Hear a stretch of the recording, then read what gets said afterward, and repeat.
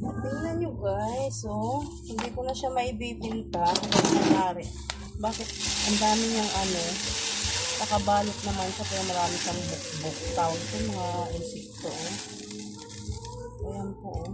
Nakikita niyo siya, ayan, oh. Nakabalot po siya pero tingnan niyo po, ang dami pong ano. Hindi ko po alam kung saan ang galing. Pero nakabalot po siya, ayan po, makikita niyo po. Ayan po.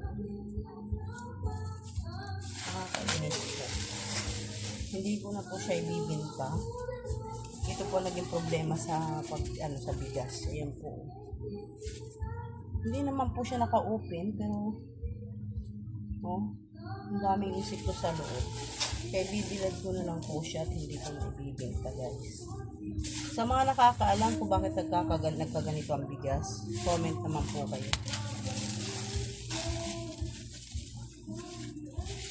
Yan po. Tanggalin ko na lang po siya. Wala naman po siya leak para may pumasok na ano.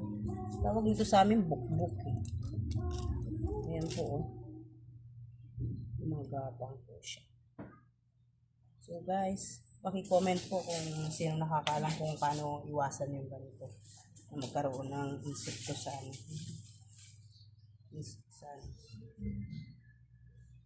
Ito na siya oh. Bigat po. Marami talaga as in. Marami talaga. Ayan oh. Ayan oh.